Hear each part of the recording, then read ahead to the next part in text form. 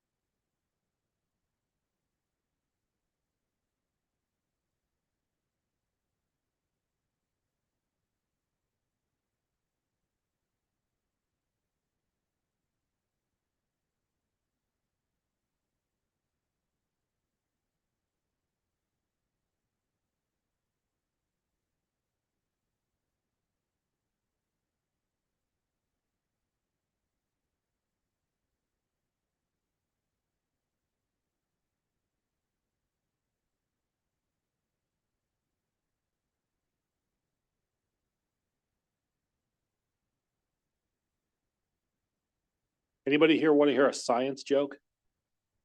Because there's not a lot of good science jokes. No? Humorless at this point. Roger that. Roger that. Okay. It was a good one though. I'm just going to tell you that.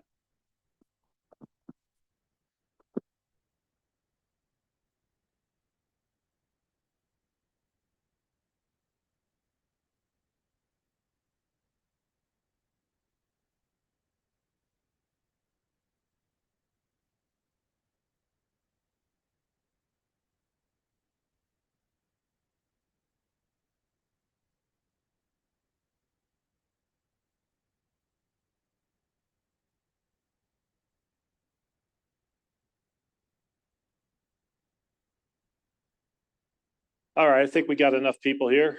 Awesome. Thank you everybody for coming. Everybody knows why we're here. We are here because of the sewage spill that occurred off of Robin Lane. If you're here for something else, stick around. This is going to be fun. I'm joined today with several members who've been working on this problem. We have Lori Baca with Lake County Special Districts. Her and her team have been working to get the cleanup started and completed. We're also joined by Dr. Robert Bernstein. He is the Lake County Public Health Officer, and Bruno Sabatier, District 2 Supervisor. And I am Craig Weatherby, Lake County Environmental Health. Today's process, I'm really bad at this, by the way, when it comes to mics, sorry. If there's feedback, let me know. I don't know how to stop that. Okay.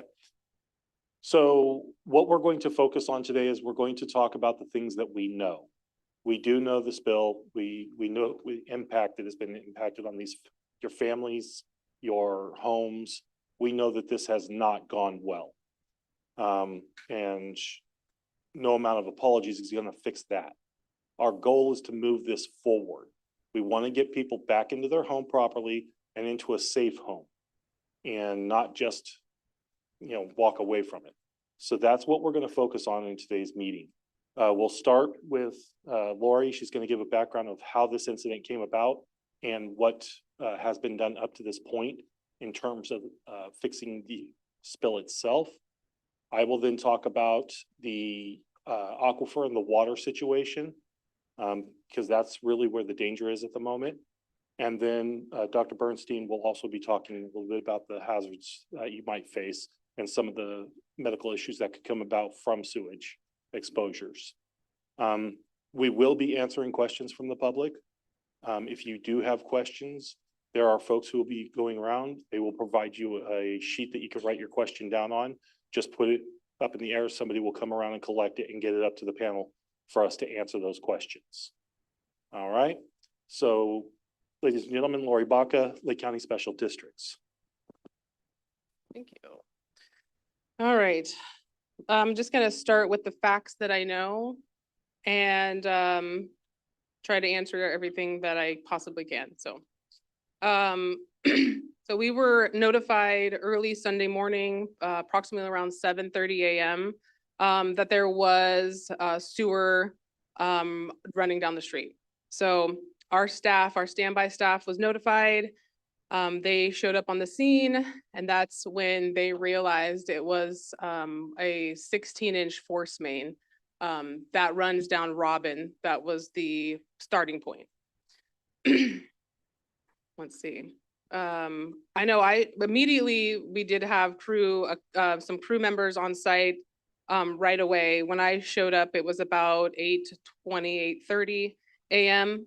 And they had already began using the Vector truck to start alleviating some of that from coming down the road. At that point, we were about halfway down Robin lane. And I think we were I think one of the neighbors was already out, one of the residents was already out. And so we kind of spoke at that moment and we assessed the situation with the first few staff that were already there immediately.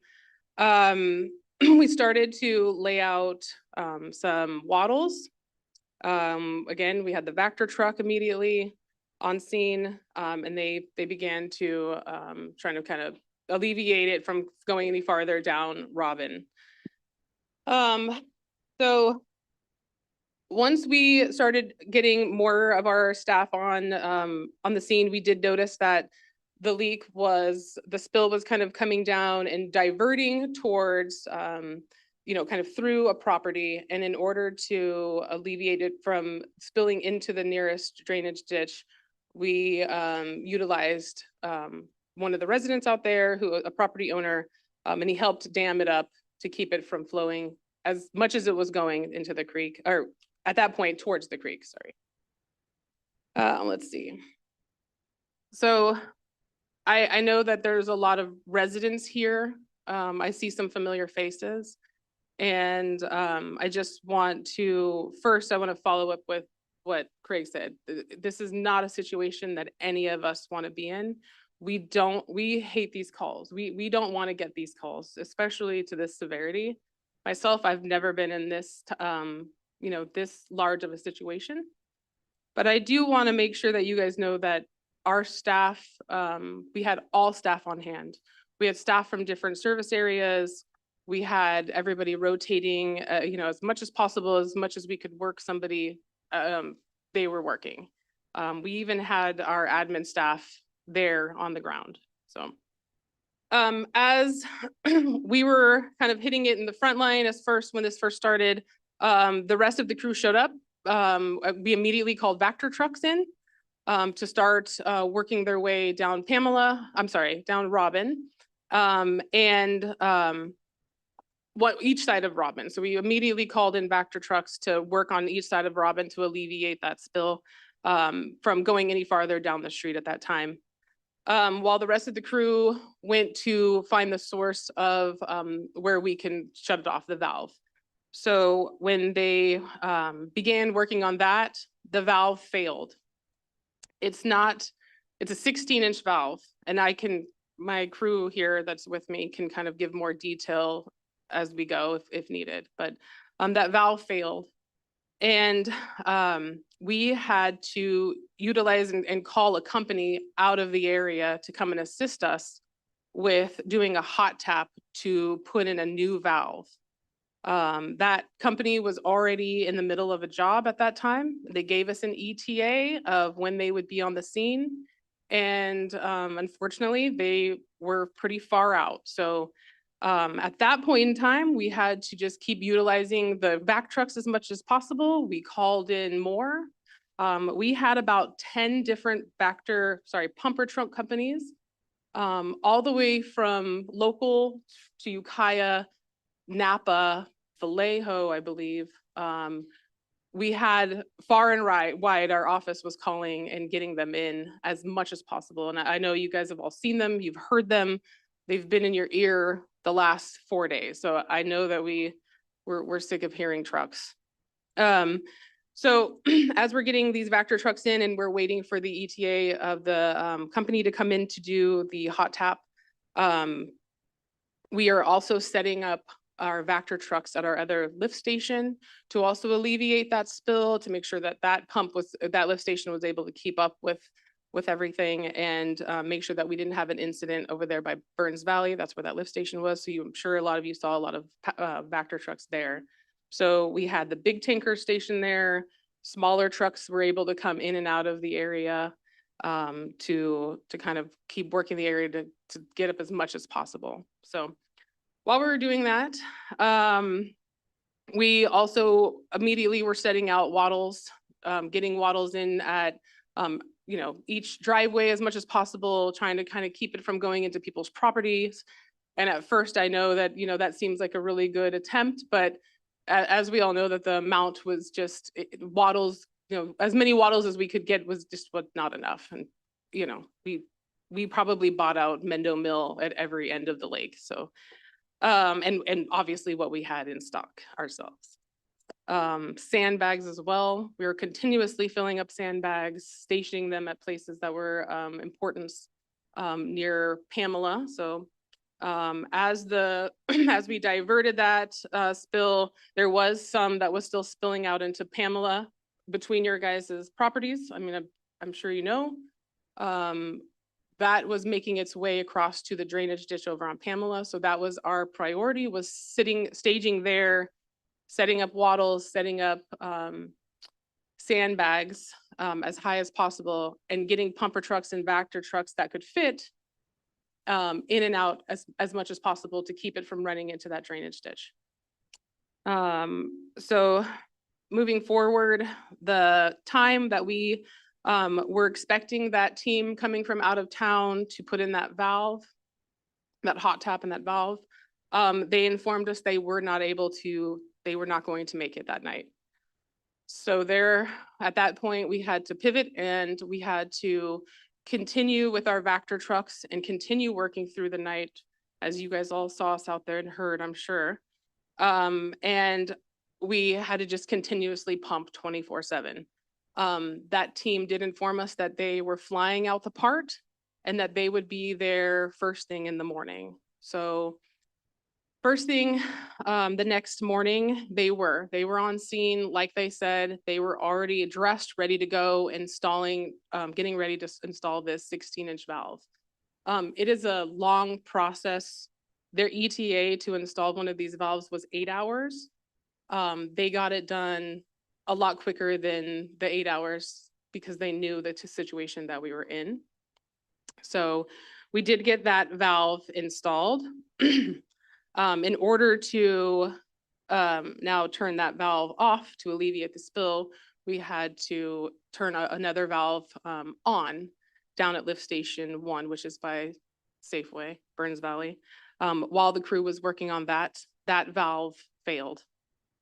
So now here we go, having to divert the plan and continuously try to work as hard as we can to figure out what to do next. So luckily, we were able to get a contractor out there immediately with our crew, and they began working on the secondary valve, the 10-inch valve. So we got the 16-inch valve in place. Now we're working on the 10-inch valve in place. While we're doing that, we've got pumper trucks stationed there, still working on Pamela, still working on Robin, and continuously, trying to get as much as they can. I don't have the numbers of how many gallons pumper trucks were able to get just yet. Those numbers are going to be coming in the next few days as we get invoices, so we'll know more then. So they were able to get the valve, the 10-inch valve installed Monday evening. And at that point, we were able to turn that one on and then turn off the 16-inch valve, and the spill stopped at 9:55 p.m. Monday evening. So from that point on, we continued to run the pumper trucks 24/7 to get up as much as we could that was remaining on the ground. We were able to bring in showers. We have an 8-unit shower truck trailer that was brought in. We had potable water. We have a potable water truck stationed at our treatment plant. We had water brought in from our staff as well as some outside entities delivering water to be able to provide to the residents. I know the first day when I was on scene, I was delivering water to as many residents as I could. We did have other staff members going door to door delivering water, passing out a flyer, trying to make contact with people as we can. And, you know, kind of like letting people know we have potable water, we have showers. I know it's not the best scenario, but that's what we could come up with quickly, was to get that shower stall and potable water available to the area. The temporary shower trailer, I just want people to know that it's manned from the morning to the evening time from, I think our flyer said 5 a.m. to 8 p.m. The showers are sanitized before and after every use. And there are some toiletries, not ones that were donated to us, but the company that is manning the shower has some things available if needed. Let's see. So after we stopped the spill, our work was just basically to continue getting as much off the ground as possible, trying to be able to get people's driveways and backyards and, you know, anything that was affected, as much of that up as possible. We're still continuing that. So I know that it seems like, well, you know, they're done now or they're lessening. There's so much out there that we have to do it in bits, if that makes sense. You know, we have to get as much up as we can and then come back if it seems like it's puddling again. So if you see us leave and then you see us come back, that's why we're checking on each area. Let's see. We did start yesterday repairing the force main that was the issue of the problem. So that is actually repaired and everything is in working order. And our team is started with the decontamination or the agricultural lime. So that is one of the ways that we are going to start sanitizing the area, is putting that down. It's safe for livestock. It's safe for the natural flora and fauna that's in the area, and safe for the waterways. So we also have another way of disinfecting hard surface like driveways, hardscapes. So if you see guys in backpacks, we will be out there doing that as well. It's going to be a continuous thing for, I don't know how many days, but we're not done. So I don't want anybody to think that that's just it. Our guys will be out there cleaning up wattles in the next few days.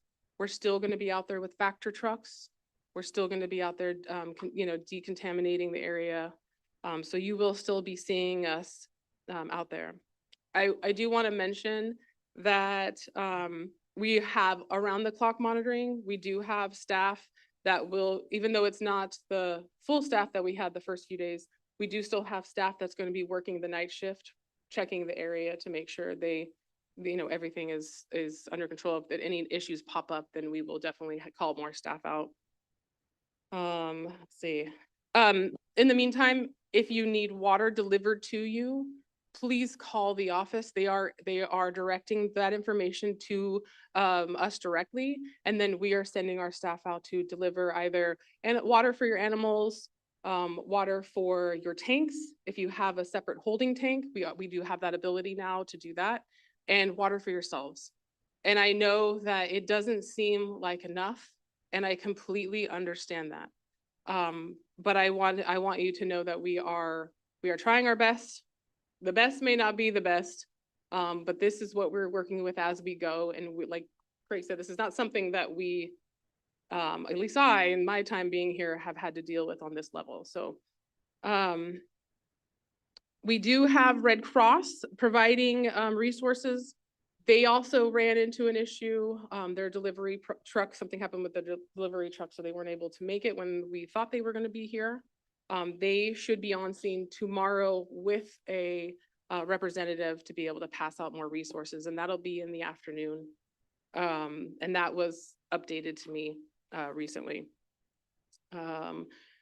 We continuously have our staff show up at 7, and they're just gonna be working around the clock to continue cleanup efforts. We have multiple water companies from around here, and our treatment plant operators that are also going to be working with environmental health staff to take additional well sampling. So we're going to try to get as many people out there and get as many well samples as possible. And Craig can, provide more information on that. I don't have numbers on how many gallons damage is done. It's still too early to know that exact number. And I do wish I had that to provide to you tonight, but I don't. But we will. And so that is something, as things come in and we're able to get more information and not just be in reactive mode, we will have more information regarding that. Let's see. I know one thing that was an issue was garbage service. So I don't know if that's something that we need to speak to tonight. If anybody has a question about that, let me know and we can figure that out as well. I think that was it. Now that everybody's fallen asleep. All right. So I'm Craig Weatherby with Lake County Environmental Health. My role here in this incident is twofold. We are the agency that's been tasked with the water quality of your wells. So that is my biggest concern, and it is the largest safety hazard that exists at this time. And I will be speaking to what we're doing with the wells. We have an additional role in this incident. We are also the agency responsible for ensuring that the cleanup is completed and that it's completed to state EPA standards. So we will be monitoring and moving through in that process and capacity as well. The primary safety concern here is the contamination of the water wells. As you saw, there were multiple photos, aerial footage. There were several wells that were completely surrounded by sewage, all the way up into the casing. One of the problems with this area, not a problem, but this area is an older area of Clear Lake. Many of the wells that exist in this area were developed long before the modern standard of the modern well. Today's wells have sanitary seals that stretch anywhere from 20 to 50 feet. And that sanitary seal's purpose is to prevent anything from surface coming down the well on the outside of the casing and interacting with groundwater. Unfortunately, many of the wells in this area are older. They were installed in, as far back as the 30s and 40s. So those wells may or may not have those sanitary seals present. And if they do have them, they may not be in the best condition at this stage. The reason we opted to go with a do not use notice on the water is because we couldn't know right away whether or not this sewage was going to make it down those casings and down into the water. And because we didn't know that, I made the decision with Dr. Bob to let people know not to use that water until we could figure out what's happening underground. I'm very sad to report that we have gotten our initial lab reports back, and they did come back contaminated. However, those samples were just the first 15 that we collected. They were focused solely on Robin Drive. That we started at the point of source, and we are radiating out as we continue to collect samples. To date, we've collected over 75 samples and will continue to do so throughout the week. Additional sample teams have been assembled, and we expect to actually double the sample rate for Thursday and for Friday. And we should have more information every day. Samples are going to be delivered for analysis, and we should have a little bit more information tonight. We'll have a little bit more information tomorrow. We're slowly building a picture. We're trying to get an idea of whether just the area was impacted or the aquifer in general was impacted. So that is what we're going to be focusing on right now, is trying to get that information so we can understand how much needs to be done.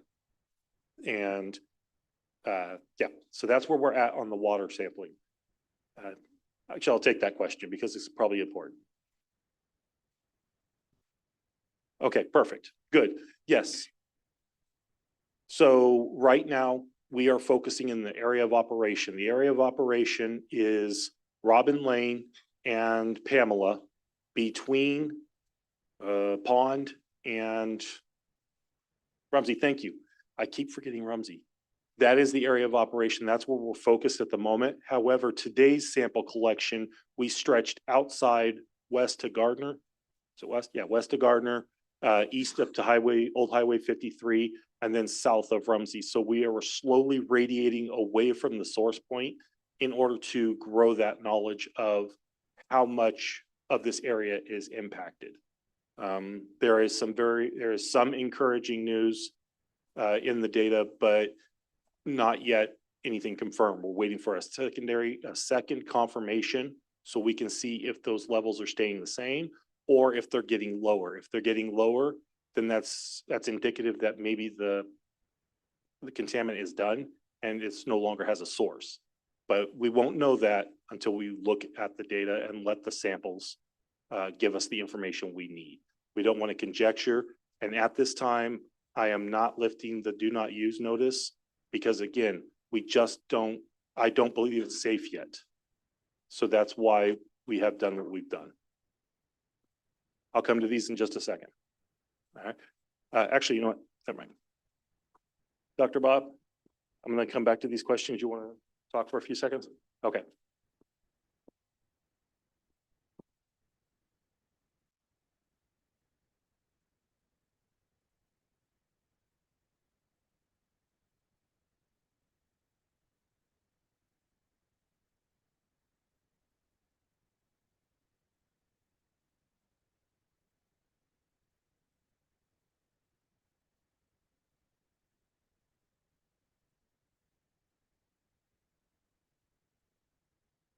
Your well will be tested.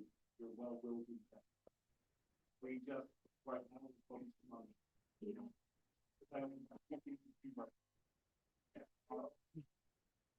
yeah, we expect to be working.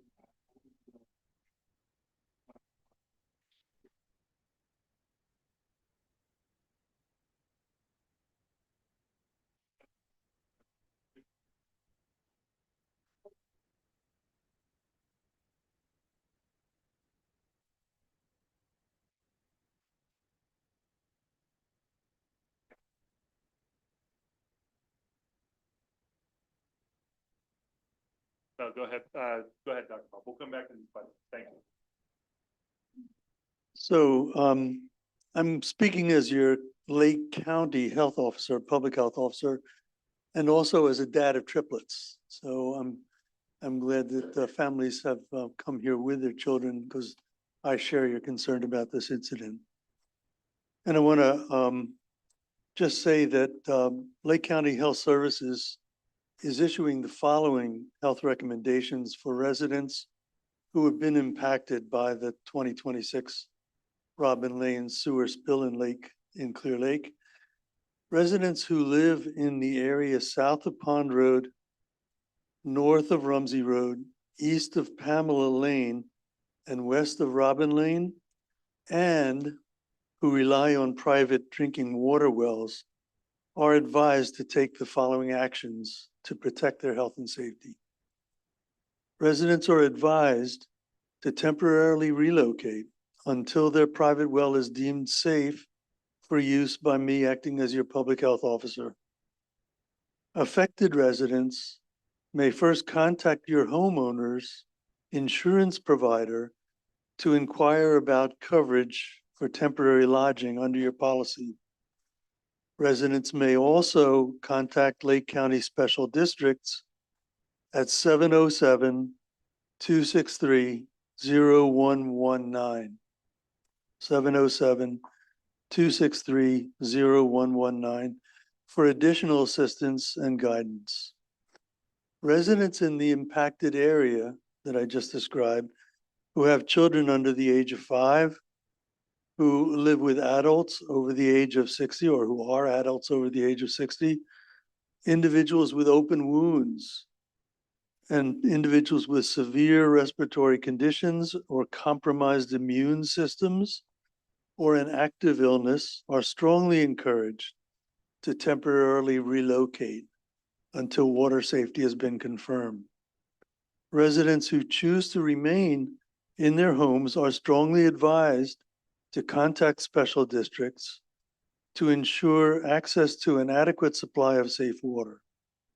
A minimum of 60 gallons of potable water per person per day is recommended to safely meet the needs for drinking, food preparation, cleaning, and laundry.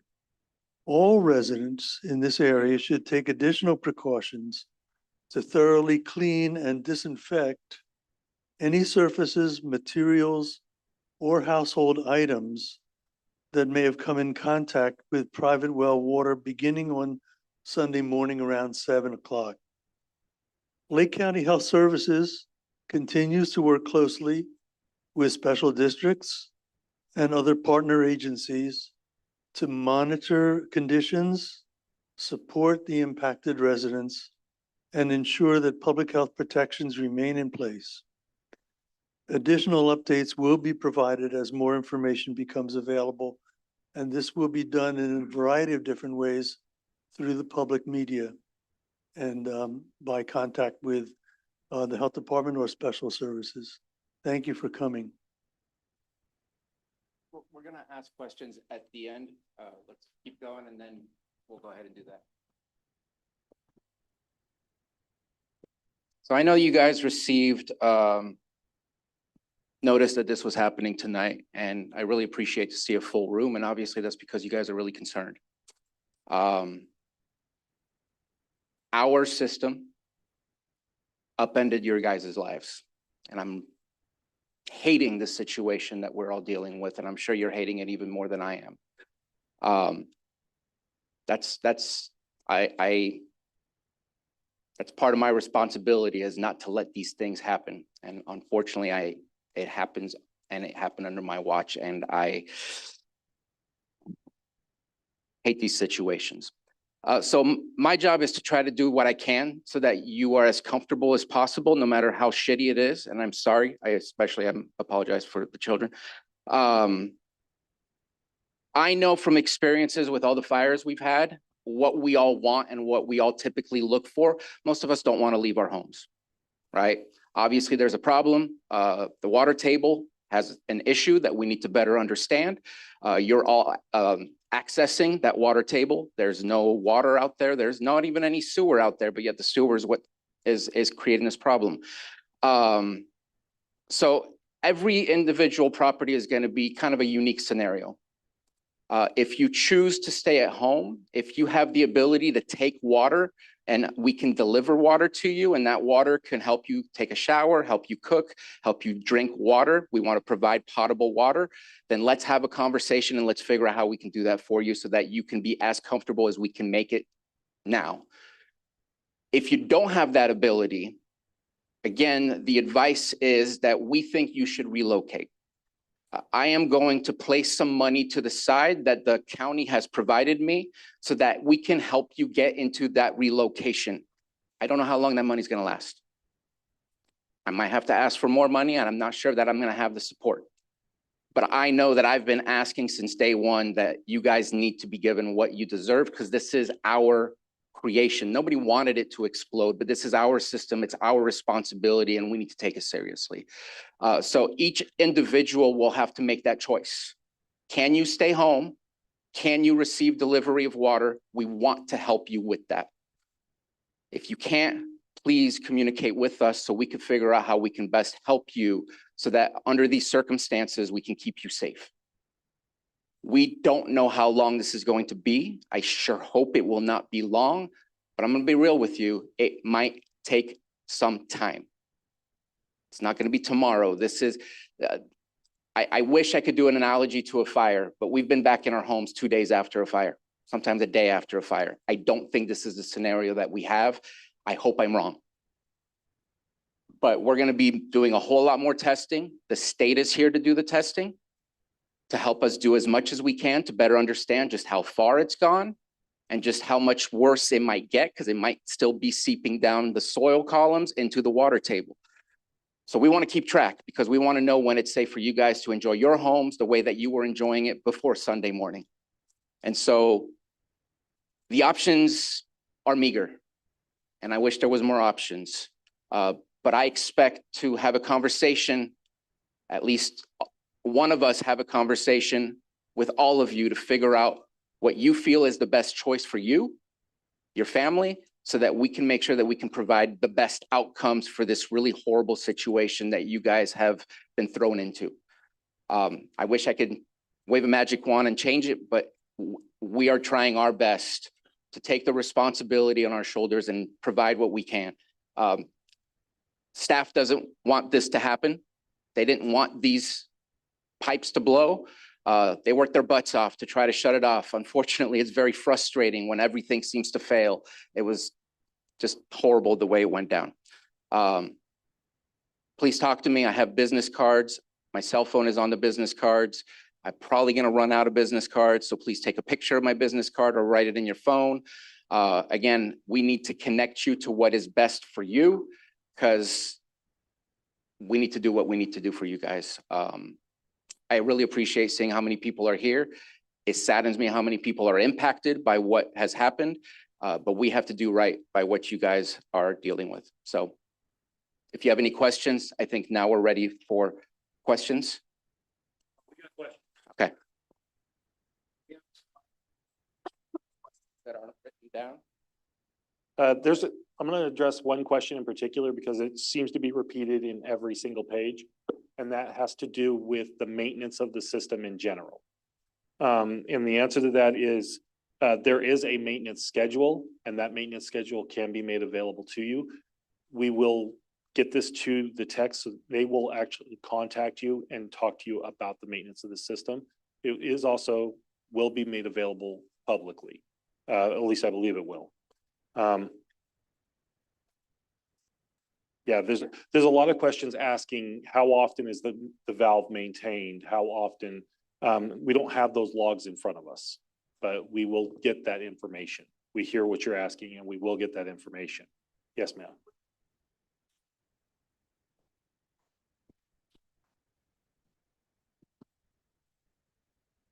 You want to take this one? For the next question, raise your hand. We'll bring you a microphone so everybody can hear. Oh, I'm sorry. I keep forgetting about that. Take that back.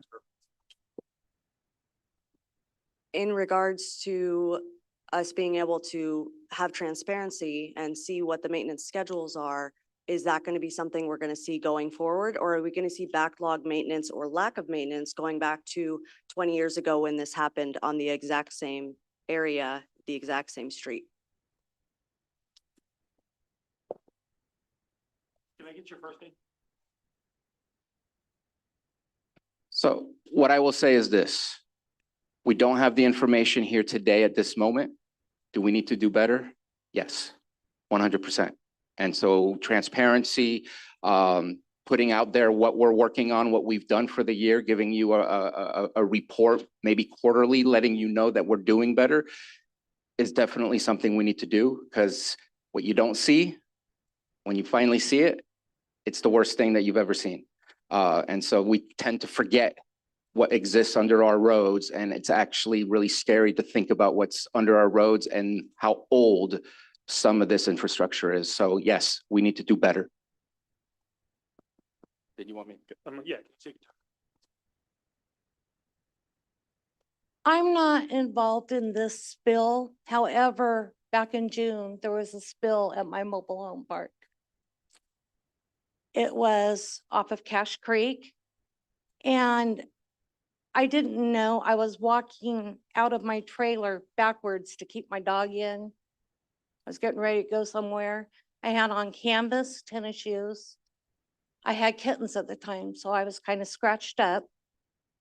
And I stepped in a puddle of sewage, raw sewage that came up over my ankle. Approximately 2 weeks later, I became very sick. I didn't know what was wrong. I went to the ER. I got life flighted to Kaya to be put in intensive care for 2 days. I had an ESLB infection, sepsis, that I believe that was caused from the sewage. So take them seriously. It is dangerous. I was in the hospital for 13 days. Can we get her a sheet and a pen so she can write her information down? And I'm gonna, Dr. Bob is here. I'm gonna have you meet with Dr. Bob so he can talk to you about that and maybe work through some of that. I'm sorry that happened. That sucks. That's terrible. Yes. I'm gonna come right to you next, okay? Yeah. Okay. I'm gonna take this question from her and then I'm gonna come over to this fine lady over here in the blue, and then I'll come over to you, ma'am. So we'll do it in order, but we will be there. We will come back to you, I promise. So you're next. I kind of think mine relates to you. I would like to know what kind of backup parts, pertinent parts, as a business owner. I have them. Why didn't they? What backup parts, pertinent parts, you should have had shut-off valves. Why not? Why did you have to go to Concord or wherever it was to get this? I don't understand that. You should have had backup parts. You want to talk a little bit on that one? I don't disagree with you. The 16-inch valve is a specialty valve, but I don't disagree with you. Some of these parts are very costly. Understand, right? I completely understand, and I do agree with you. And that is a very valid question. There are going to be a lot of these questions that I am not able to answer directly right now, but I am taking every question very seriously. And if that is something that I would like you to write down and provide your contact information, and we will follow up with anything that we're not able to answer. Oh, absolutely. Exactly. Yeah. And then also, I do have some staff here that are, I'm sorry, I do have a superintendent here. So if is that okay, Bruno, that he takes the mic? Superintendent, he's able to answer some of the more technical questions. Miss, my name's Alan. I'm the superintendent at Lakeport. So your valve question, this valve was under pressure. So it had to be put in live, which takes a special machine. So you can't just sever a line and put in a valve because that would make the system way worse. So it had to be a special machine to put in the valve live. We do have plenty of valves on site. Thanks. See, he answered that a lot better than I did. Was somebody in the back that was interrupted from their question? I'll get to the. So my neighbor who discussed the E. coli issue that she had, I live in the same park. When the call was made to the sewer people, I didn't know because I live in a park and we don't pay the sewer directly. So then I got told we had to call special districts. They came out. The old adage that shit runs downhill, I had no idea it was true. The break was uphill on Highway 53 where the backup pump went out. So the only reason why they came to us, because we're on private property, was because this pump had gone out. Now, there's Clear Lake campgrounds, then there's our park, and then as you proceed along the bank of the creek, there are at least 2 other properties. They didn't go over to the 2 other properties because they didn't call. We called because we had raw sewage running directly into the creek. The only way that anybody knew that it ran into the creek other than special districts was because they put a sign on our property in front of the berry bushes. And then they notified whoever they notified by phone or however they notified them, telegraph, I don't know. And so we knew on our side of the berry bushes. It was never really anywhere else. Nobody who went down the creek knew. And quite frankly, nobody said anything about her moving off of her trailer space so that she would be safe, or certainly mentioned anything to anybody else in the park. I live 5 spaces down from her. So my concern is that nobody was notified in our area except Clear Lake Campgrounds. So this was a big deal, but our spill didn't seem to be a big deal except for anybody other than me who called special districts and my friend Cheryl. Thank you very much. Sorry about the experience. I do want to change a little bit. If you have a question, we have paperwork for you to fill out. Please turn it in. I don't mean to ignore those that want to talk about something other than the specific spill that we've invited you to give you some information. I want to make sure that we hear from you about what's happening today. I'm happy to hear about what happened yesterday from others on the side, but I want to make sure that we don't forget that we're dealing with a specific incident, and this is why we're here, is to discuss it. If you want to put your questions on paper, then Craig is going to go through and make sure that the questions are relevant to today's topic, and then we'll go ahead and provide you the answers. We will try our best to get through all of the questions. That's why we've invited you to come here. All right, I've got Cheryl's questions in front of me. You want to answer that one? My name is Albert Coates. I'm the Capacity Management and Operations Maintenance Coordinator for Special Districts. A lot of you have probably seen me. I've been delivering water. Every spill comes through me, and we follow all state procedures. I'm sorry that we don't notify every single residence. We try to. We try to get under every home. Our staff does the best we can. We put on Tyvek suits. We go out of our way to try to do it. If we missed you, it was not intentional. We try to follow all the procedures, and I apologize to both of you and anybody that's been impacted, especially this one, but all of the spills. They come across my desk and I take them very seriously. I was born here. I care about what's going on in this community. And if we missed you, I totally apologize. And we're going to keep trying to get better every day. Thank you, Craig. Okay, do you want, question from Cheryl? Was this the same main that failed 20 years ago? If so, had it ever been checked? So this is the 16-inch force main. And I don't know if 20 years is the mark. I do know that there was a repair made to it some time ago. 20-ish years could be correct. I don't have the exact date. As far as checking, force mains are under pressure. There are no ways to check. Unfortunately, they are under pressure. There are no access points to be able to check. I do believe when, not do believe, that's the wrong. We did camera this line when we were right before we were making the repair to replace the section. We did camera as far as we could go. We did not see any abnormalities or abnormalities up to 300 as far as our camera could go without it being underwater. So I don't know if that necessarily answers the question, but that's. So an assessment of that line was done before you cleaned up and actually sealed that pipe? Yes. Okay. Okay, and it looked, what was the status of that assessment? It looked good? As far as the. Oh. Yeah, I'm terrible.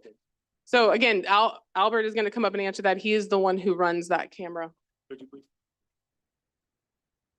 Okay, I did camera that line as far as I could till I was underwater. The reason why it's underwater is because we had to shut off the pump. I could go, once I get underwater, it's like anything else. It's not just water, that's sewer. There's paper in there. I can't see anything past it. I made about 400 feet down Robin, and that's all I could see. And I didn't see anything out of the abnormal, it's a spesso concrete pipe. There's no offsets or anything. But because I only made it 400 feet and this is a force main, there's no manholes on force mains. This is all pressurized.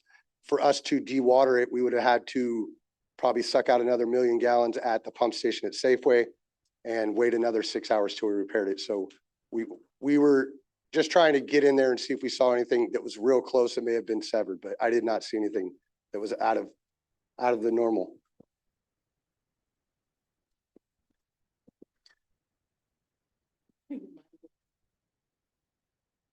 Question, how often will you be testing our wells? How long will you be testing?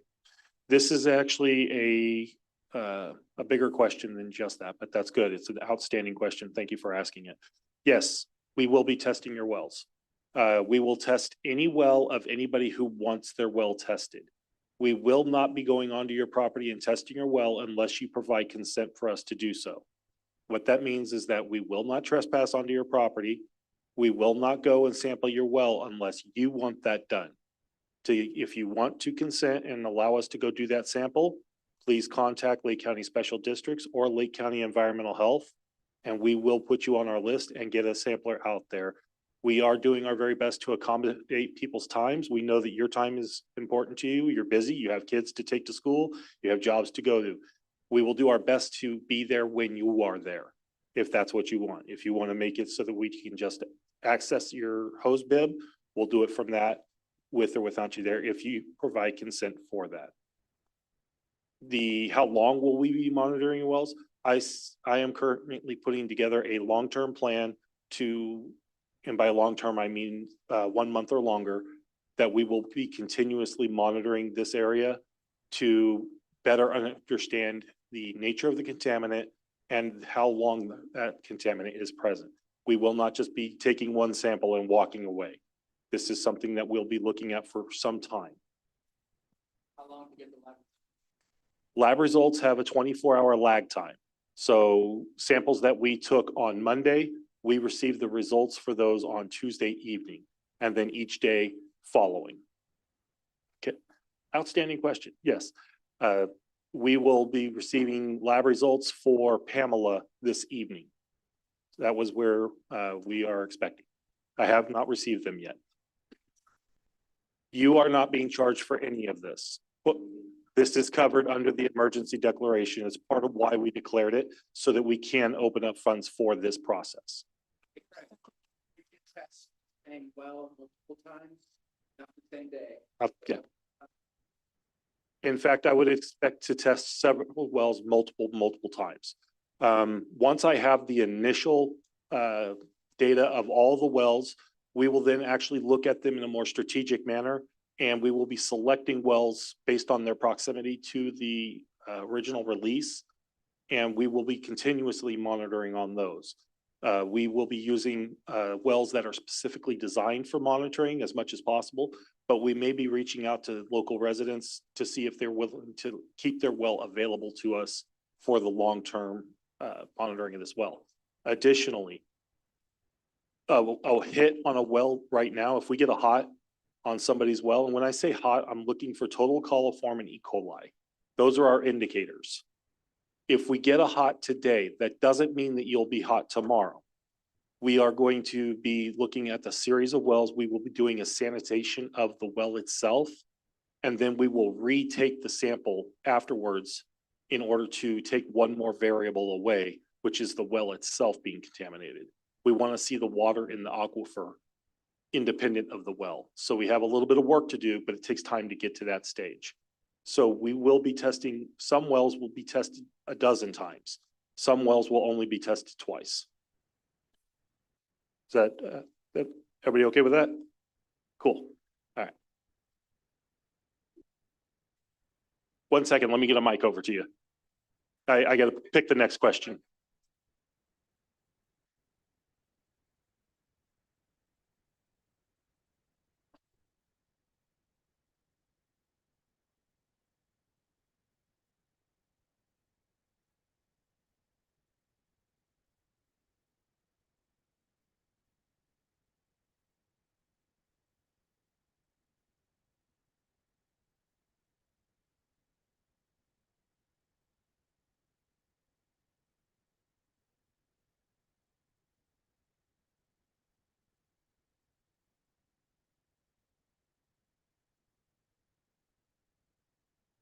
Okay.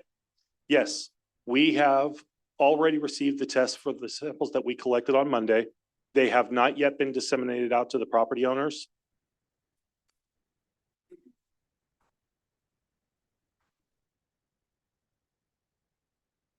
Okay, so because the question, I'm gonna come back to the question.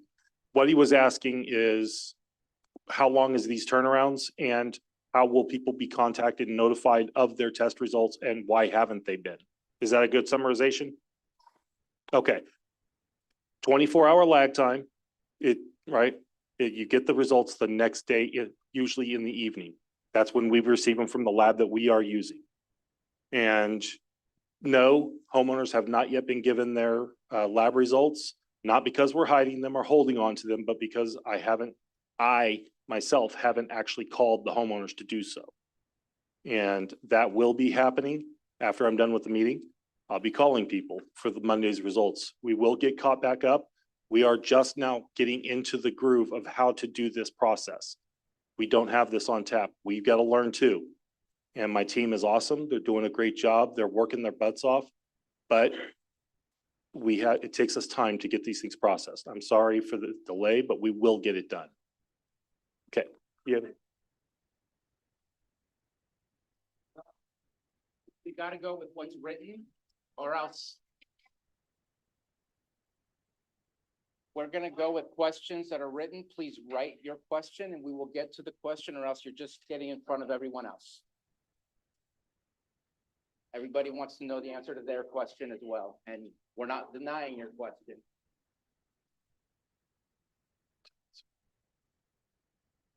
Question, will you tell us our own well results? Yes, we will get that information out. It will get out. Sorry, I'm trying to work through some of these questions and not repeat. The good news is you all want to know a lot of the same information, so that's good. Okay, what happens once our wells are deemed contaminated? What is the process? If treatment is needed, who pays for the treatment? Are we supposed to pay? Okay, excellent question. There is a process for decontaminating a well. Usually it involves an injection of sodium hypochlorite, bleach, to cleanse the well itself and then shock the immediate aquifer area around your well. Remember that your aquifer is very much like a sponge. There's a lot of porous material down there through which the water moves. We're going to shock that immediate area and clean that. And then over time, as new water replaces the stuff that's being pulled up, we can then take another sample and see if that water is also contaminated. That gives us a better understanding of whether the well and the materials of the well were contaminated, or if the water itself that's being drawn by the well is contaminated. There is a process that we narrow this stuff down. Right now, there is no intention to charge homeowners for any of this work. This is all part of the emergency declaration, opening funding for this type of, research to find out what the extent of this is. It's a developing situation. Today's information is not great. We don't have a lot of information, but every day we're trying to grow that knowledge base so that we can make better decisions and get information to you folks so that you can start making decisions for your family that are, at least with the best information you can get. So that's the objective here. You have a question you can go with, so I can start reading the rest of these. I think we've answered most of these, some of these. Bruno, you got one we can answer? Sure. This one has to do with the showers. Showers.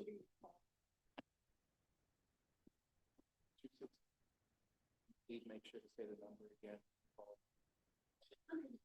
Yes, yes. Okay, that is a good question. It says the Red Cross showers don't account for elderly or disabled. We are reaching out to other vendors to see if they can provide that for us. So that is something that we are actively working on to get that delivered to us. We're still trying to reach out to a company to be able to do that for us.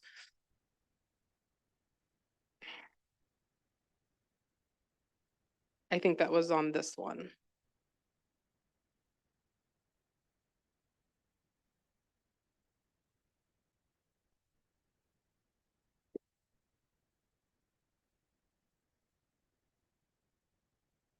While they're getting the next question ready, I do want to let you know, just to remind you guys to call us 707-263-0119 if you need your tanks filled, if you need water delivered to you, if you need water for your animals.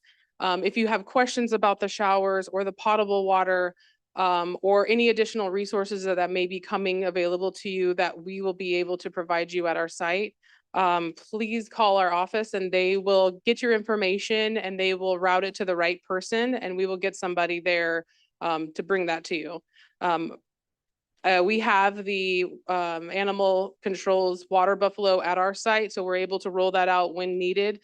We have some containers for your animals, temporary troughs and whatnot, dogs, cats, horses, goats, if whatever you need, just give us a call and we'll do our best to assist you with that, providing containers for your animals.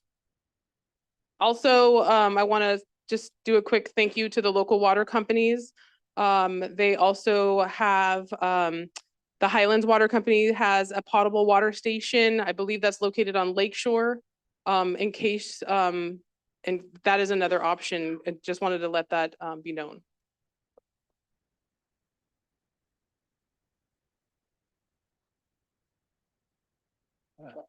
I'll handle these three and do my best for it. This is basically about communication, about the spill. Why did it take so long? Is there a public notification? We have unfortunately created a wonderful system when there's a fire. This was not necessarily following the exact same footprint that we follow when we have a fire. That was wrong. And we need to fix that. And that's why you guys felt very much like you didn't know what was going on. People weren't standing around doing nothing. They were trying to stop the flow as much as possible and control it, but overwhelmed all at the same time. We did not reach out to you. There was a Nixle that came out probably about, I forget if it was in the early afternoon or late afternoon on Sunday, but it was too late. I'm not going to disagree with you. We have to do better in the way that we communicate this. This is not something that we anticipated. We've dealt with spills. Typically, those are not enormous in the way that this one has been. And at this point, I just will say that we failed to do what we should have done, and we need to absolutely do better in the way we communicate. So for those of you who weren't aware or did not get a Nixle or did not see the social media post, which were very late, in my opinion, in comparison to what we're used to. I mean, we don't have a watch duty for sewer leaks. And we have come to be very well equipped when it comes to fires. And this is not what was, we were not prepared for this, period. In the way to communicate to you guys in the best of ways. I don't know. I'm not gonna sugarcoat it. I'm just gonna be blunt and honest. I wish we could go back in time and change things, but that doesn't mean that people were not working their butts off to try and help your community and help your property. We just dropped some things. So those, is there a public notification alert? Obviously, we're going to be talking about a whole lot of things when we have an after action report, because unfortunately and fortunately, learning does occur. I'm sorry that we learned because of your misery. And I'll leave it there for this one. We did go door to door. I myself went door to door with, along with another staff member, actually a few other staff members. I do have a lot of familiar faces with you this, in here, and I did talk to you and we did deliver water. Some houses, people didn't answer, and I'm not making any excuses. I personal experience, I did go to a lot of the houses myself. Other than, I mean, that's just saying, you know, door to door, me trekking around. But of course, I understand that, you know, some people weren't home, some people were working, some people, you know, weren't able to answer. And so I definitely agree that we do need some other type of a notification system. So I have a comment here from Virginia Torres. Are you still here, Virginia? So you're asking me if your property is impacted. It's within the box of Pond, Tecumseh, Old Fifth, or Pamela and Robin. And so, yes, at this moment in time, let's just be safe and assume that your water table has been impacted, and let's just make sure that we stay safe. Use bottled water, ask us how we can get you water, or if you need us to get you in a different location to be relocated, please talk to us and let us know. And if we can, I want to make sure and be respectful of the people that did write it on there. I'm happy to have a conversation with you afterwards.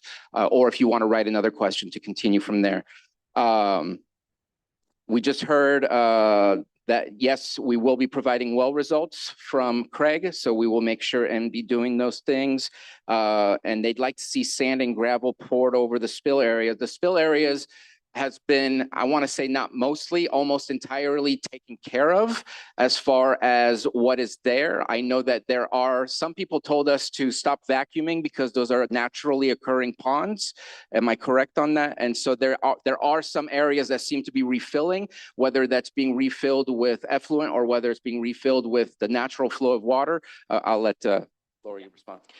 We just started our initial contamination process. That was getting the lime on the ground to most of the dirt affected areas on Robin Lane and in the driveways. We're not done. Like I said, we do still have more decontamination to do. We're not done. I don't want you to think that we just put lime on the ground, lime on the ground, and we're just gonna walk away. We still have some work to do. So I don't want you to think that that's it. Again, we are gonna be doing the hardscaping, your driveways, if you have walkway paths, anything that could have potentially been walked on outside, we do have, we're gonna continue disinfecting. In the areas where we still have water coming up, some of the residents have my direct cell number. I will be giving them my cell number out to anybody. We're having pumpers out there. You know, instead of taking the stance that it's not an issue, we're gonna take it is an issue. We're gonna keep pumping it until we kind of know otherwise. I think that's safe. But if, you know, some of you do have my cell number, if you need my cell number, I'm also the one delivering water. I'm, you know, kind of helping coordinate a lot of the stuff best I can with Lori's help, but definitely I can hand that to you and give it out. It'll be up here as well.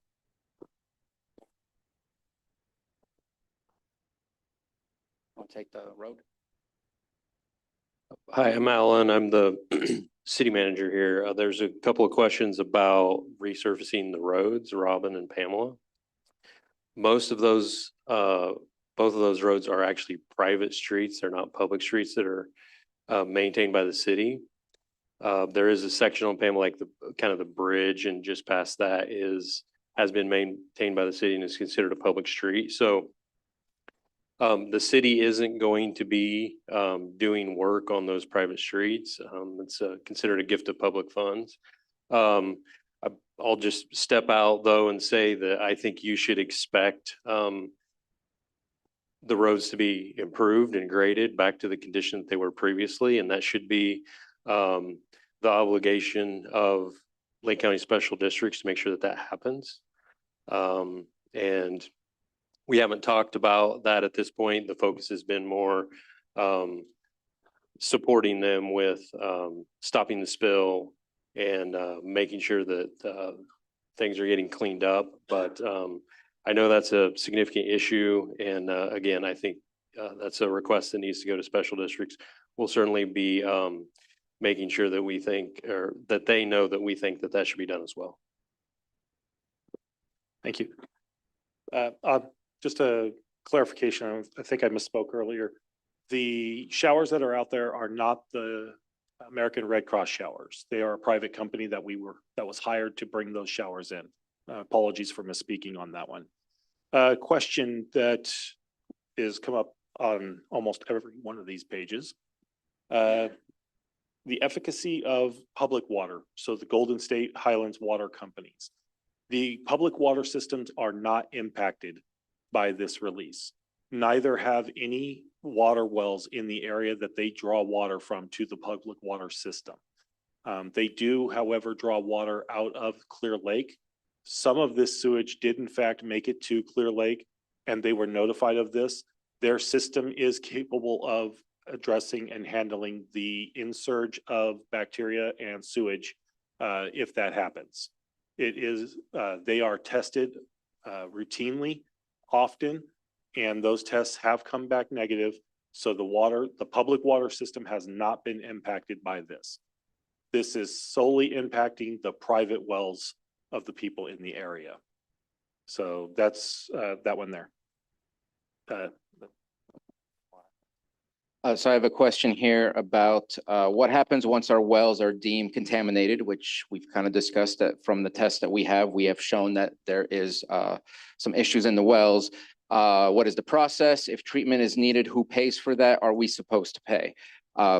I probably will get myself in trouble for the response, but this is our responsibility. We did this to you. So you should not be paying to recover your ability to live in your homes.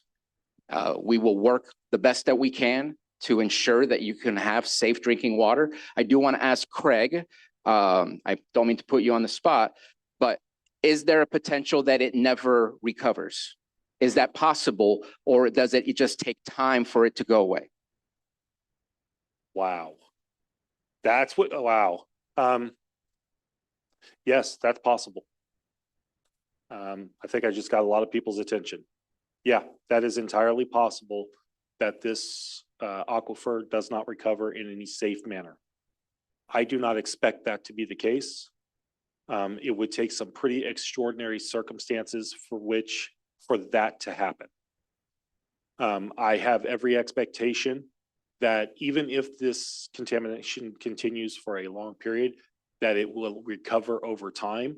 I cannot say what that time would be, but I can tell you that as water infuses into the system and pushes out old water, it naturally replenishes itself. But there are circumstances where this could be a permanent or long-term problem. Again, that is a highly unlikely event. At this stage, we don't have enough information to be able to even speculate to that. But it's something that and my team and everybody else that sits in on these meetings and works on this problem want to make sure it does not happen. We wouldn't want contaminated water. You don't want contaminated water. Pretty much the only thing I think everybody in this room agrees on. This is something that we're working very hard to prevent. So again, I want to say something that I haven't checked with the team, but I think what we need to do is, I really like the one pagers that we see when we have a fire that kind of tells you what the percentage is of the fire, not recovery, containment. Thank you. I think we just need to be very honest with the results that we're receiving, and are we seeing something going in the positive or the negative? Because you should not be left in the dark. We are testing your wells, not our wells, and we should be letting you know what it is, and we should be honest with the community about how we are making progress towards bringing you home. And so I will talk with the team, because that is what I want to see us do. I think it's the right thing to do. That way you don't have any questions. You're not wondering. You're going to see it, whether it's going to be good news or bad news. I think that the news is more important to know than it is to be left in the dark and not know.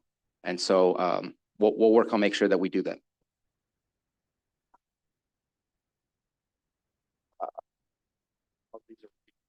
So we have a lot of repeat questions.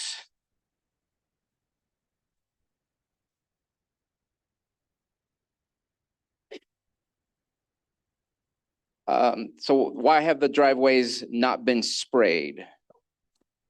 So our goal today was to get up any residual ponding. Before we don't want to put the disinfectant, the lime down until we can get anything up that was still puddled. And then we did start driveways on the beginning of Robin towards Pond. They did work that area. We're using Decon 30, which has been approved. I actually sprayed the first driveway today at where it actually started, the origination point. We are going to start that tomorrow. That's for hardscapes, and with you guys, a lot of the driveways aren't concrete, so we're probably going to do lime and the spray. But there's going to be crews out there coordinating that tomorrow. We're going to go door to door and work our way down from Robin all the way around to Pamela. So, and like I said, I'm going to leave my card if you guys have any questions. My cell number's on here. I'm available. I've been available 24/7 for the last 3 days. There's been a lot of truck action going back and forth, back and forth. So, you know, we kind of, as the days go by, we want to make sure the less traffic, you know, then we can decamp, sorry, we can start spreading the, lime down again and getting the driveways, picking up the wattles. Tomorrow is going to be a walk from address to address and assess the situation to see what needs to happen as far as driveway, hardscapes, wattles, cleanup. You know, is your driveway a mess from the trucks coming in and out? We will be going, there will be a group of us going house to house and just kind of assessing the situation tomorrow. So you will see us again, you know, coming around your driveway and in your area. So I'm gonna do this one next. These are questions that I can't answer, but I'm gonna ask them out loud just so you know that they're here. Will there be any excavation done to eradicate contaminated soil? I'm gonna tell you right now, we don't know. That's something that we will continue to work on and figure out. I know sometimes we've seen that happen after fires because of the type of contamination, but we are not currently aware of the exact levels. And if those levels will disappear, Sunshine, Craig will tell you, is our best friend at this moment in time to eradicate the problem on the surface. But we're gonna have to figure out what's going on in the soils, and we will let you know. Will there be funding for UV systems for to help well systems, also filters for wells to be provided? At this moment in time, we are probably going to wait till the water table becomes clean in order for you to access your wells, and we would love to help you get potable water in some other type of way. So please, again, reach out so that we can try to figure out how to make that happen for you. And then Michelle, is it Espanola? Espanola, I'm going to give you my business card. I'm not exactly sure how it is that you can help, but I appreciate your offer, and just give me a call. My number's on there.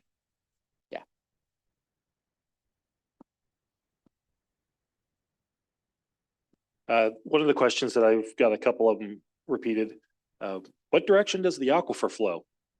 That is an outstanding question. And if anybody has that answer, please come tell me. It generally is flowing south. As with all aquifers, they generally flow from the direction of the hills down to the lowest point. So it's generally moving from a northeast to southwest flow, and then turning south towards Clear Lake itself. That's the flow. Everything that we only have one sample right now that I have results for, that it's to the north and to the east of Robin Lane, and that one came back with non-detect. So I'm very encouraged by that the flow of the water is in fact moving south as opposed to going north. So we may be able to say that some folks may be safer in the future, but again, I only have literally one well right now with any data, so I will not speculate that it's safe at this time. But that's what I'm looking for, is those types of trends. So I have a question about, will we tell neighbors if a well adjacent to them is found to be hot? Well, right now, the hot zone specifically, we've identified for you where we believe it's currently unsafe to drink. And I know I'm probably full of bad news for you guys, but if we test and it's outside of the hot zone, we are going to expand that footprint to say it is unsafe to drink water in those areas. And we have to. We want to keep you guys safe and let you know what's happening. So it is possible. We hope that that's not going to be the case, but we're testing outside of the area to find those things out. And if we find them out, we're not going to not tell anybody. We're going to expand that footprint and let you know that it is impacted. So as soon as we find out, we will be alerting you. Make sure you are looking at our social media. Make sure that you are having, you have Nixle, and just call up special districts and ask those questions if there's other ways that you, if you're not able to find out through those means. He already has a question. Okay, so the question I'm responding to is, dust on Rumsey from trucks, is it dangerous? Hundreds of years ago, I was assigned by the Centers for Disease Control to be the advisor for the Federal Emergency Management Agency during the Mount St. Helens eruptions. I don't know if anyone was present during that time, but there were times when you could not see more than a couple of 100 meters in front of you. There was lots of dust in the air and people were wondering whether or not the dust from the explosive eruption was hazardous. This is not a very dissimilar question. The issue is that whenever there's an aerosolization of dust, especially if it's of respirable size, that dust can get down into the lungs and the parts of your lungs where air is exchanged with your blood. And if you already have a chronic lung condition, asthma, for example, or obstructive lung disease from a history of long time smoking or whatever, you're going to be vulnerable and more vulnerable than the average person. So the simple answer basically to the question is that when conditions are dry and dusty, and if you are walking or running or exercising along the area that we mentioned, the area impacted by the spill, then dust could get aerosolized there and certainly could impact your health if the particles of the dust are small enough to enter your lungs. So my suggestion, my advice is that avoid walking, running, exercising in that area when it's dry and dusty. If you are going to have to be in that area during that kind of circumstance, then get yourself one of those N95 masks. I think everybody knows how to find those these days. So I hope that answer is helpful. So I did get somebody from the audience who just wanted to add to the previous question. We'll add this to our logistical actions. If we expand the footprint, there's some people who don't have social media. There's some people that may not receive Nixle. We will do everything we can, knock on doors, whatever, because it's probably not going to grow exponentially. It's probably going to grow slowly as we find out. We will make sure to connect with everybody and make sure that you have access to the information. We don't want to leave anybody behind thinking that they were safe before and that things have changed and they don't know. I believe. One of the questions will a professional company be hired to mitigate the spill versus county workers spreading Lyme by hand? So typically when we have spills, it is our staff that is out there doing the disinfection process. We will know more tomorrow. Again, like I said earlier, we will be going down the street address by address and kind of assessing the situation. Assessing the situation. So I should have more information as far as anything other than something that we can do. I do want to remind you that we are professionally trained. We do have certifications. I have wastewater treatment plant operators, and we have EMTs, and we have even our utility workers. These are certified. They have certifications and certificates, and they do, schooling and state testing, and they are professionals. So. So I have here, we still haven't addressed trash service. I believe that at least last time I went by, there was still the road closure signs, but the Lyme has been spread. That will be removed soon enough.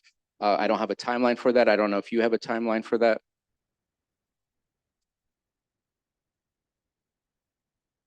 Okay.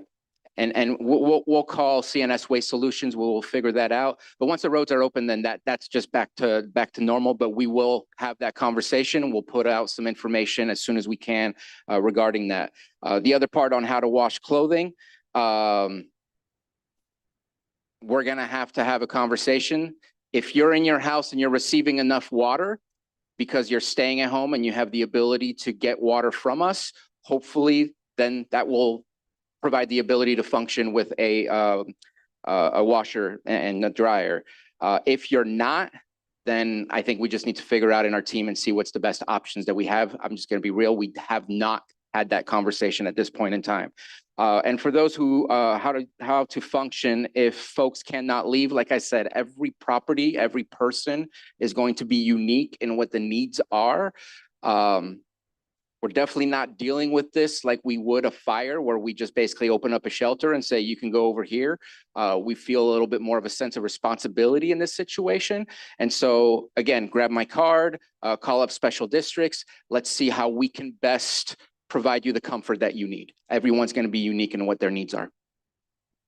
We are actually looking into another trailer that would have, they use them in the fires where they do have laundry service. So you would bring your things, it's a stacked laundry washer dryer. So we are looking into that. So that is something that we are researching with local companies. I think that depletes all of the questions that we have, that we had. I want to make a brief, quick announcement. Oh, not me. Si alguien tiene preguntas, por favor, vaya a la señora Judy que está ahí atrás en la chaqueta verde para que ella le traduzca su mensaje. We just want to make sure that everybody who lives in the area has the ability to get the help they need. So please reach out if you only speak Spanish or if your neighbors only speak Spanish and they weren't here, please let them know so that we can make sure to, again, give everybody the help. And if you call our office, we do have translators. So if you do need any help or you need assistance, we do have translators available at our office. So 263-0119. I see no further questions in front. I do want to say, does anybody have a question? All right, I'm going to take 3 more questions. I saw 1, 2, and 3 with the blue bonnet. Sorry that I didn't call it a beanie. Hold on. I'm going to call it, I'm going to go right here and then I'm going to go in that direction. Yeah, when you guys first put this out, you guys mentioned Old Highway 53. It's not a big highway, but it starts at the bus barns and it ends over here at the plant place. It's a pretty big street. What area are you concerned with of all of that whole Highway 53? It was a simple question that I tried to address earlier because there's folks between Pond Road and Old Highway 53, such as Rose Lane and some others that don't have social media, and I've been trying to help them. I hope they're on the meeting today right now, but I don't know that for a fact, but that's my question. Thank you. So yes, initially we put Old Highway 53 as the eastern border to this incident. At this time, right now, we don't have any data on how far out we are. We are expecting to test properties specifically at the corner of Pond and Old 53. We will be doing a well there tomorrow. And some of the wells along Old 53. So we'll have some information soon as to whether or not that is safe or if that's part of this incident or not. Generally, that's the goal. Everything's going to get at least 2 tests. And then we will be strategically picking certain wells based on their location and availability to us to do long-term monitoring with.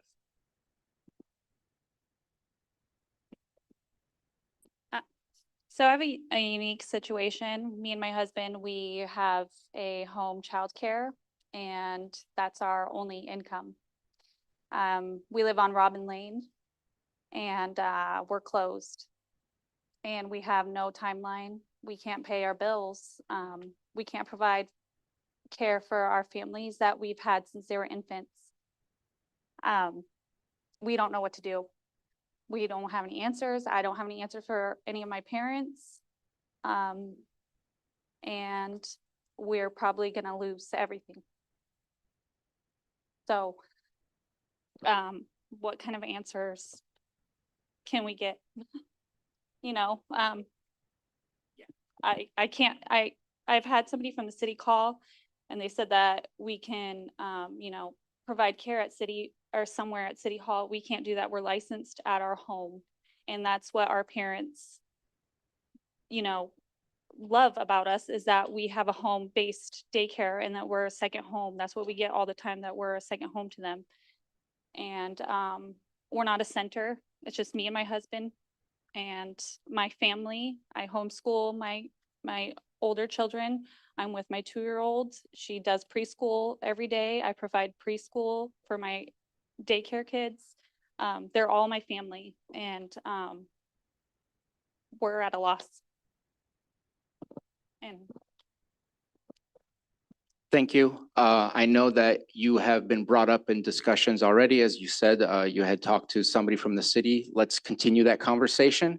We do not want you to have to shut down, and we do not want you to have to figure out how you're going to continue doing this. Horrible. I'm sorry. Let's talk. I've had quite a few people reach out to me. I'm a real estate broker here in the area, and they wanted to know, is there any plans for environmental impact studies on the Cache Creek and the lake to see what the long-term effects are?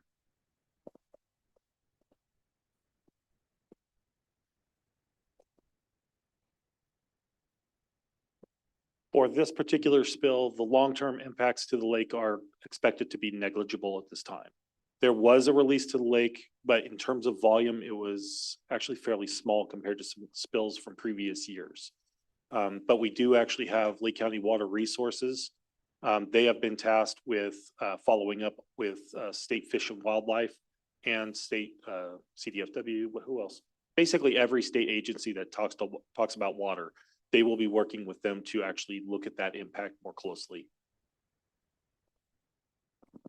If there are any further questions, we're going to go ahead and just shut down the formal meeting itself. If we're going to all stick around for some time, if you want to have a private conversation with us, we're happy to answer, listen to you, provide whatever it is that we can.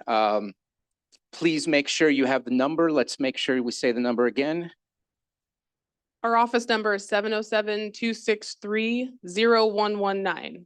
If it's for potable water, water for your animals, water for you, the shower, any resources that we may be able to assist you with, please give us a call. Even if you don't know if it's going to be us helping you, we'll try to find you the answer. So with that, I empathize with all of you that you are dealing with a situation you did not ask for on Sunday morning, and you're still dealing with that situation. Please contact me, contact us, see what we can do to help you. And let's hope it ends a lot sooner than it does. Thank you.